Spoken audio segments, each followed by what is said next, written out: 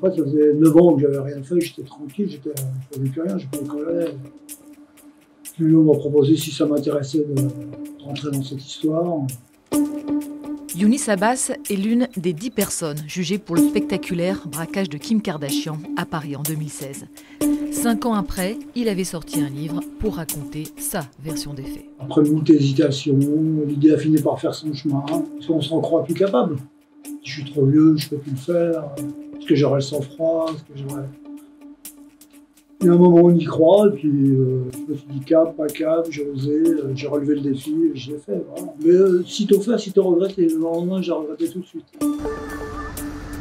Dans la nuit du 2 au 3 octobre 2016, en pleine Fashion Week, il a fait irruption avec 4 autres voleurs, certains habillés en policiers, dans cet hôtel particulier loué par Kim Kardashian. Elle y avait déjà séjourné 2 ans plus tôt avec son mari d'alors, le rappeur Kanye West. À l'époque, la fortune du couple ultra médiatisé approchait les 60 millions de dollars. De quoi aiguiser l'appétit de ceux que la police décrit comme une bande de truands à l'ancienne. Younis Abbas et ses complices ont tous entre 60 et 72 ans. Ces papis braqueurs menacent la star américaine avec une arme sur la tempe avant de la ligoter sur son lit et de la bâillonner. Entre la rentrée et la sortie, on a peut-être fait 5, 7 minutes, 6 minutes. Parce que tout s'est bien passé. Il n'y a pas eu d'interférence, la victime s'est laissée à donner ses bijoux, n'a pas posé de résistance. Tout s'est très bien passé. Kim Kardashian racontera elle avoir eu peur de mourir, peur d'être victime d'une attaque terroriste. Traumatisée, la star avait quitté la France dans les heures qui avaient suivi le braquage, le plus gros commis sur un particulier depuis 20 ans en France.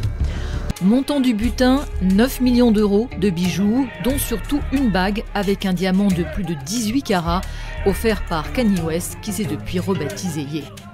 L'essentiel de ces bijoux n'a jamais été retrouvé. Les enquêteurs pensent qu'ils ont principalement été écoulés en Belgique, à Anvers, plaque tournante du négoce diamantaire. Seule une croix sertie de diamants a été retrouvée devant l'hôtel où a eu lieu le braquage. C'est Younis Abbas qui l'a laissé tomber quand il est reparti à vélo.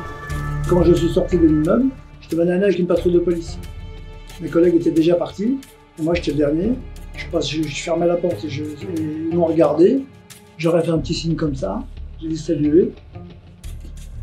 Je faisais une ronde tout simplement.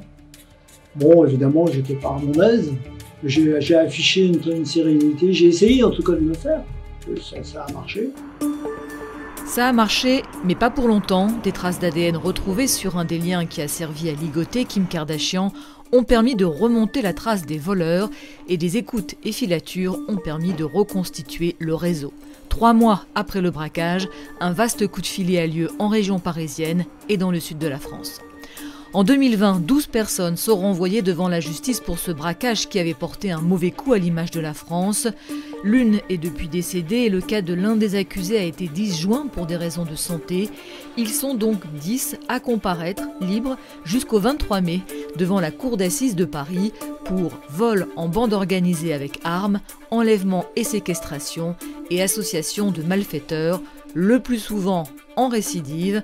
Plusieurs sont connus de longue date dans le milieu français du banditisme. Face à eux, Kim Kardashian sera bien présente. Le témoignage de la star est prévu le 13 mai.